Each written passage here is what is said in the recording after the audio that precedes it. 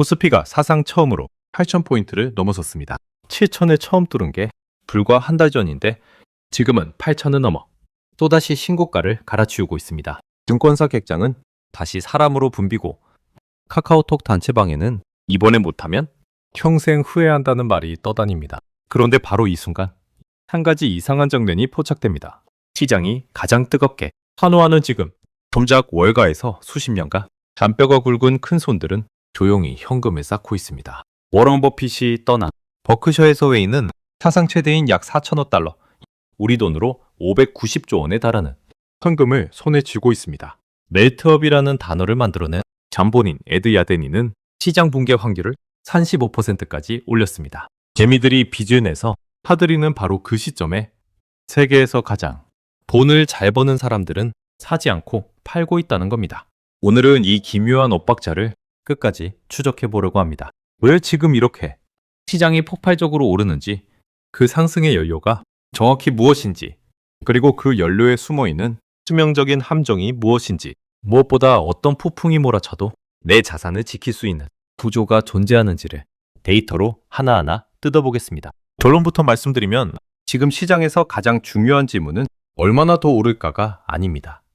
이 상승이 무엇으로 만들어졌는가입니다. 그 답을 아는 사람과 모르는 사람의 운명은 다음 변곡점에서 완전히 갈리게 됩니다. 먼저 지금 우리가 어떤 국면에 서 있는지부터 정확히 짚고 가겠습니다. 시장에는 멜트업이라는 표현이 있습니다. 지적하면 녹아오른다는 뜻이죠. 보통 우리는 폭락을 멜트다운, 녹아내린다고 부릅니다. 그런데 멜트업은 그 반대입니다. 가격이 펀더멘털, 그러니까 기업의 실제 실적이나 경제의 기초 체력과는 무관하게 오로지 안 사면 나만 손해본다는 공포에 의해 미친 듯이 솟구치는 현상을 말합니다. 핵심은 이겁니다. 멜트업은 좋아서 오르는 게 아닙니다. 무서워서 오르는 겁니다. 더 정확히 말하면 오르는 걸 놓칠까봐 두려워서 오르는 거죠. 이 단어를 시장 전략가의 언어로 정착시킨 사람이 바로 에드 야데니입니다. 야데니는 월가에서 손꼽히는 베테랑 전략가입니다. 그는 오랫동안 강세론자였습니다. 미국 증시가 더 오를 것이라고 줄곧 주장해온 사람이죠. 광란의 2020년대, 즉 1920년대 미국의 폭발적 호황에 빗댄 시나리오를 제시하며 시장의 상승 여력을 강조해왔습니다. 그런 그가, 강세론의 대표 주자였던 그가 시장 붕괴 가능성을 기존 20%에서 35%로 끌어올렸습니다. 강세론자가 자기 입으로 셋 중 하나 이상은 무너질 수 있다고 말한 겁니다. 이게 무슨 의미일까요? 여기서 한 가지 의문이 생깁니다. 멜트업이라는 개념을 사실상 대중화시킨 사람이 왜 정작 그 멜트업의 한복판에서 위험을 경고하는 걸까요? 답은 멜트업의 본질에 있습니다. 야데니가 우려하는 건 시장이 오른다는 사실 자체가 아닙니다. 그가 두려워하는 건 너무 빨리, 너무 비이성적으로 오른다는 점입니다. 멜트업의 끝에는 거의 예외 없이 급격한 붕괴가 따라옵니다. 풍선이 빵빵하게 부풀수록 터졌을 때의 충격이 터지는 것과 같은 이치죠. 그는 AI 거품이 당장 터진다고 예측하는 게 아닙니다.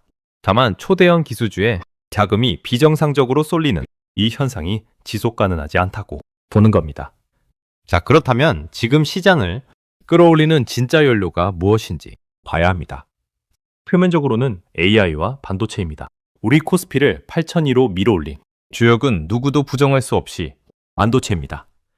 AI 데이터 센터에 들어가는 메모리 반도체 수요가 폭발하면서 삼성전자와 SK하이닉스의 주가가 연일 신고가를 경신했습니다. 글로벌 반도체 산업 매출이 1조 달러를 돌파할 것이라는 전망까지 나왔죠. 이건 분명히 실체가 있는 이야기입니다. AI라는 거대한 산업 전환은 환상이 아니라 현실입니다. 여기까지는 펀더멘털에 기반한 상승이 맞습니다. 문제는 그 다음입니다. 어느 순간부터 상승의 성격이 바뀌기 시작했습니다. 실적이 좋아서 오르는 단계를 지나 오르니까 또 산다는 단계로 넘어간 겁니다. 그리고 이 두 번째 단계의 연료가 바로 오늘 이야기의 핵심, 레버리지입니다. 빚입니다. 빚을 내서 투자하는 이른바 B2가 지금 이 시장의 숨은 엔진이 되어버렸습니다. 숫자를 보겠습니다. 금융투자협회 통계에 따르면 국내 증시의 신용거래 융자 잔고가 36조 원을 돌파하며 사상 최고치를 경신했습니다. 일부 집계로는 40조 원에 육박한다는 이야기까지 나옵니다. 신용거래 융자 잔고가 뭘까요? 쉽게 말하면 개인 투자자가 증권사에서 돈을 빌려 주식을 산 뒤 아직 갚지 않은 금액입니다.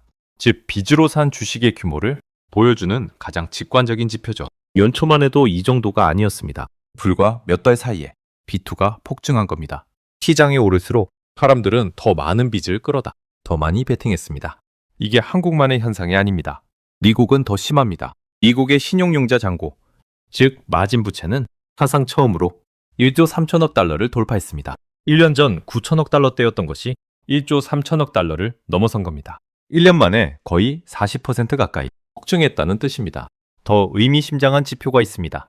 이 마진 부채가 미국 GDP에서 차지하는 비중이 5.2%로 역대 최고를 기록했습니다. 한 나라의 경제 규모 대비 빚으로 산 주식의 비중이 역사상 가장 높다는 겁니다. 여기서 잠깐 멈춰서 생각해 봐야 합니다. 역대 최고. 이 단어가 주가지수 앞에 붙을 때와 빚 앞에 붙을 때는 의미가 전혀 다릅니다. 주가가 역대 최고면 우리는 환호합니다. 하지만 빚이 역대 최고라는 건 이 상승이 점점 더 자기 돈이 아니라 남의 돈으로 굴러가고 있다는 경고등입니다. 그리고 남의 돈으로 쌓아 올린 탑은 무너질 때 훨씬 더 빠르고 잔인하게 무너집니다. 왜 그럴까요? 레버리지의 숨은 함정을 제대로 이해하려면 마진콜이라는 메커니즘을 알아야 합니다. 이게 오늘 대본에서 여러분이 반드시 가져가셔야 할 첫 번째 핵심입니다. 레버리지 투자를 집을 담보로 돈을 빌리는 것에 비유해 보겠습니다. 여러분이 1억 원짜리 주식을 사고 싶은데 수중에는 5천만 원밖에 없습니다. 그래서 증권사에서 5천만 원을 빌립니다. 이제 여러분은 1억 원어치 주식을 들고 있습니다. 주가가 오르면 환상적입니다. 내 돈 5천만 원으로 1억 원어치가 올라가니 수익률이 2배로 뻥튀기 됩니다. B2가 강세장에서 그렇게 달콤한 이유가 여기 있습니다. 그런데 반대 방향으로 움직이면 어떻게 될까요? 증권사는 바보가 아닙니다. 빌려준 돈을 떼일 생각이 전혀 없습니다. 그래서 담보 가치가 일정 수준 아래로 떨어지면 증권사가 전화를 겁니다. 고객님, 담보가 부족합니다. 돈을 더 채워 넣으세요. 이게 바로 마진콜입니다. 만약 여러분이 돈을 채워 넣지 못하면 증권사는 여러분의 주식을 강제로 팔아버립니다. 여러분의 동의 따위는 필요 없습니다. 이걸 반대매매 또는 강제청산이라고 부릅니다. 그것도 가장 싸게 팔리는 최악의 타이밍에 시장가로 던져버립니다. 이제 진짜 무서운 장면이 펼쳐집니다. 유동성 폭포라고 부르는 현상입니다. 한 사람이 마진콜을 당해 강제로 주식이 팔립니다. 그러면 주가가 조금 더 떨어집니다. 주가가 떨어지니 비슷한 처지에 있던 다른 투자자의 담보 가치도 함께 무너집니다. 그 사람도 마진콜을 당합니다. 그 사람의 주식도 강제로 팔립니다. 주가가 또 떨어집니다. 그러면 또 다음 사람이 무너집니다. 폭포처럼 위에서 아래로 멈추지 않고 쏟아지는 매도의 연쇄. 이게 바로 레버리지가 깔린 시장이 무너질 때 나타나는 전형적인 패턴입니다. 평범한 하락장에서는 무서우면 안 팔고 버티면 됩니다. 존버라는 말이 통하죠. 하지만 B2가 깔린 시장에서는 버티고 싶어도 버틸 수가 없습니다. 내 의지와 무관하게 시스템이 내 주식을 얹어버리니까요. 그래서 레버리지가 잔뜩 쌓인 시장의 조정은 일반적인 조정보다 훨씬 가파르고 폭력적입니다. 평소라면 5% 빠질 자리에서 15%, 20%가 순식간에 빠지는 이유가 바로 이 강제청산의 원세 때문입니다. 실제로 우리는 이 장난을 최근에도 목격했습니다. 8,000포인트를 향해 질주하던 코스피가 어느 날 제동이 걸렸을 때 가장 먼저 비명을 지른 게 누구였습니까? B2와 레버리지로 무장한 개미들이었습니다. 지수가 단 며칠 출렁했을 때뿐인데 신용으로 산 종목들이 반대매매에 휘말리며 손실이 눈덩이처럼 불어났습니다. 멜트업의 역습이라는 표현이 그래서 나온 겁니다. 빠르게 오른 만큼 빠지는 것도 순식간이라는 거죠. 여기서 한 가지 더 짚고 넘어가야 할 게 있습니다. B2의 인구 구성이 바뀌고 있다는 점입니다. 과거에는 2030세대의 영끌, 영혼까지 끌어모은 투자가 화제였습니다. 그런데 최근 데이터를 보면 흥미로운 변화가 있습니다. 2030의 B2는 오히려 줄고 이른바 시니어 B2, 50대, 60대 이상의 신용융자가 늘고 이러니 은퇴를 앞두었거나 이미 은퇴한 분들이 마이너스 통장과 카드론까지 동원해 시장에 뛰어들고 있다는 신호입니다. 이게 왜 위험할까요? 젊은 세대는 설령 깨져도 다시 일어설 시간이 있습니다. 근로소득으로 메울 시간이 남아있죠. 하지만 은퇴 자산은 빚까지 보태 한 방향에 베팅한 경우 마진콜 한 번이 노후 전체를 흔들 수 있습니다. 회복할 시간이 없는 자산을 가장 변동성이 큰 방식으로 운용하는 것. 이것이 지금 조용히 번지고 있는 가장 위험한 흐름 중 하나입니다. 자, 그렇다면 여기서 결정적인 질문을 던져야 합니다. 재미들이 빚을 내서 들어가는 바로 그 순간에 왜 거물급 투자자들은 정반대로 움직이고 있을까요? 이 엇박자에 모든 답이 숨어 있습니다. 워런 버핏의 버크셔 해서웨이를 보겠습니다. 버크셔는 단기 국채를 포함한 현금성 자산을 무려 약 4천억 달러, 990조 원 규모로 쌓아두고 있습니다. 사상 최대입니다. 버핏은 12분기 연속으로 주식을 순매도했습니다. 무려 3년에 걸쳐 사는 것보다 파는 것을 더 많이 해온 겁니다. 그 이유를 버핏은 단 한마디로 요약했습니다. 비싸다. 살만한 가격의 자산이 보이지 않는다는 겁니다. 그는 시장을 카지노가 붙어있는 교회에 비유한 적이 있습니다. 누군가는 경건하게 안기 투자를 하지만 옆방에서는 도박이 벌어지고 있다는 거죠. 지금 그가 4천억 달러의 현금을 쥐got 침묵하는 건 카지노가 너무 뜨거워졌다는 그의 판단을 보여줍니다. 여기서 오해하시면 안 되는 게 있습니다. 현금을 쌓는다는 건 시장을 떠난다는 뜻이 아닙니다. 패배를 인정하고 도망치는 게 아니라는 거죠. 오히려 정반대입니다. 큰 손들에게 현금은 곧 무기입니다. 시장이 공포에 질려 모두가 던질 때 좋은 자산을 헐값에 쓸어 담을 수 있는 실탄. 버핏이 혼란이 찾아올 거지라는 취지의 말을 남기며 현금을 비축하는 건 그 혼란을 두려워해서가 아니라 그 혼란을 기다리기 때문입니다. 위기는 그에게 위협이 아니라 세일 기간입니다. 재미와 큰 손의 가장 본질적인 차이가 바로 여기서 드러납니다. 재미는 시장이 오를 때 흥분해서 빚을 내 따라 들어갑니다. 그래서 정작 위기가 와서 자산이 헐값이 됐을 때 할도는커녕 마진콜에 시달리며 강제로 팔려나갑니다. 가장 비쌀 때 사고 가장 쌀 때 파는 구조에 스스로를 가둬버리는 거죠. 반대로 큰 손은 시장이 비쌀 때 현금을 모읍니다. 그래서 위기가 오면 그 현금으로 헐값의 자산을 줍습니다. 가장 비쌀 때 팔고 가장 쌀 때 사는 겁니다. 똑같은 시장 사이클을 두고 한쪽은 그 사이클의 먹이가 되고 다른 한쪽은 그 사이클을 사냥합니다. 이쯤에서 글로벌 경제가 연결된 고리를 통해 이 이야기가 우리 자산에 어떻게 번지는지 봐야 합니다. 지금의 메이트업에는 또 하나의 위험한 특성이 있습니다. 바로 쏠림입니다. 미국 증시의 상승은 사실상 소수의 거대 기수주, 이른바 매그니피센트 치즈라 불리는 종목들이 견임해왔습니다.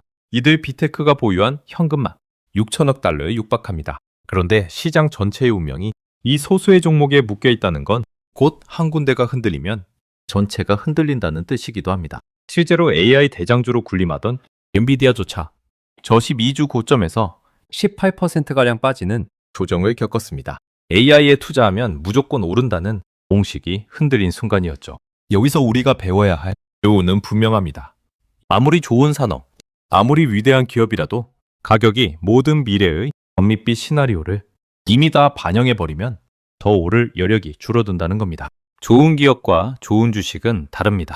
좋은 기업도 너무 비싼 가격에 사면 나쁜 투자가 됩니다. 그리고 이 쏠림은 한국의 직격탄으로 연계됩니다. 우리 코스피의 상승도 결국 반도체라는 단일 테마에 크게 의존하고 있습니다. 글로벌 AI 투자가 흔들리고 미국 빅테크의 데이터 센터 투자 속도가 조절되는 순간 우리 반도체 수요도 영향을 받습니다. 거기에 미국 마진 부채가 풀리며 글로벌 위험 자산이 흔들리면 외국인 자금이 가장 먼저 빠져나가는 곳이 바로 한국 같은 신흥시장입니다. 환율이 출렁이고 외국인이 팔고 비투개미가 마진콜을 맞고 그 매물이 다시 지수를 끌어내리는 악순환. 이 모든 도미노가 지금 한 줄로 세워져 있는 상태라는 겁니다. 자, 이제 가장 중요한 질문입니다. 그렇다면 우리는 어떻게 해야 할까요? 시장을 다 던지고 도망쳐야 할까요? 아니면 그래도 오른다는 믿음으로 계속 빚을 내 따라가야 할까요? 둘 다 답이 아닙니다. 시장의 타이밍을 정확히 맞히는 건 버핏도 야데니도 못하는 일입니다. 우리가 통제할 수 있는 건 시장의 방향이 아니라 어떤 방향이 오든 무너지지 않는 구조입니다. 여기서 등장하는 개념이 바로 자산 배분, 그리고 그 정점에 있는 올웨더 포트폴리오입니다. 올웨더라는 말, 직역하면 모든 날씨입니다. 이 전략을 만든 사람은 세계 최대 헤지펀드 브리지워터를 이끈 레이 달리오입니다. 그의 발상은 단순하면서도 혁명적이었습니다. 경제에는 사계절이 있습니다. 성장이 좋아지는 봄, 인플레이션이 치솟는 여름, 성장이 꺾이는 가을, 물가가 내려가고 경제가 얼어붙는 겨울. 문제는 다음에 어떤 계절이 올지 아무도 정확히 예측할 수 없다는 겁니다. 그래서 달리오는 발상을 뒤집었습니다. 계절을 맞추려 하지 말고 어떤 계절이 와도 살아남는 옷을 미리 다 입고 있자는 겁니다. 이걸 농사에 비유해 보겠습니다. 한 가지 작물만 심은 농부는 그 작물에 딱 맞는 날씨가 오면 대박이 납니다. 하지만 가뭄이나 홍수가 닥치면 한 해 농사를 통째로 날립니다. 비트로 반도체 한 종목에 올인한 투자자가 바로 이 단일 작물 농구입니다. 반대로 여러 작물을, 그것도 서로 다른 날씨에 강한 작물들을 섞어 심은 농부는 어떨까요? 폭염이 와도 장마가 와도 적어도 어느 한쪽은 살아남습니다. 대박은 없을지 몰라도 농사를 통째로 날리는 일도 없습니다. 이게 자산 배분의 핵심 철학입니다. 올웨더 포트폴리오의 구성을 보면 이 철학이 그대로 담겨 있습니다. 주식, 그것도 성장의 계절에 강한 자산이 들어갑니다. 그리고 경제가 얼어붙는 겨울에 빛을 발한 중장기 국채가 들어갑니다. 주식이 무너질 때 채권은 종종 반대로 오르며 충격을 흡수하죠. 여기에 인플레이션, 즉 물가가 치솟는 여름에 강한 금과 원자재가 더해집니다. 현금의 구매력이 녹아내릴 때 금은 그 가치를 지켜주는 배가 됩니다. 서로 다른 계절의 강한 자산들을 각 자산의 위험도에 맞춰 균형 있게 배분하는 것. 달리오는 이걸 투자의 성배라고까지 표현했습니다. 물론 올웨더가 만병통치약은 아닙니다. 이 점은 분명히 짚고 넘어가야 합니다. 강세장에서 올웨더는 답답합니다. 코스피가 한 해에 몇십 %씩 오르는 메이터 국면에서 채권과 금까지 섞은 포트폴리오는 그 상승의 일부만 따라갑니다. 비트로 반도체에 올인한 옆 사람이 2배 벌 때 나는 그 절반도 못 벌 수 있습니다. 이걸 견디지 못하는 게 바로 인간의 심리입니다. 그래서 강세장에서 사람들은 자산 배분을 비웃으며 비트로 갈아탑니다.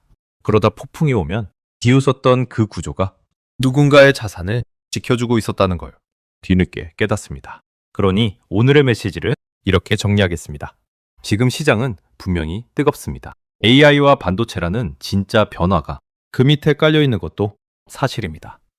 멜트업이 내일 끝난다고 단정할 수도 없습니다. 어쩌면 더 오를 수도 있습니다. 하지만 그 상승의 연료가 점점 더 빚으로 채워지고 있다는 점, 마진 부채가 GDP 대비 역대 최고라는 점, 그리고 시장을 가장 잘하는 사람들이 조용히 현금을 쌓고 있다는 점, 이 세 가지 신호가 동시에 켜져 있다면 우리면 적어도 경계심은 가지고 있어야 합니다. 제가 오늘 드리고 싶은 건 지금 다 팔아라 라는 공포 마케팅이 아닙니다. 정반대입니다. 시장이 오르든 내리든 내 자산이 강제청산의 폭포에 휩쓸리지 않도록 구조를 점검하라는 겁니다.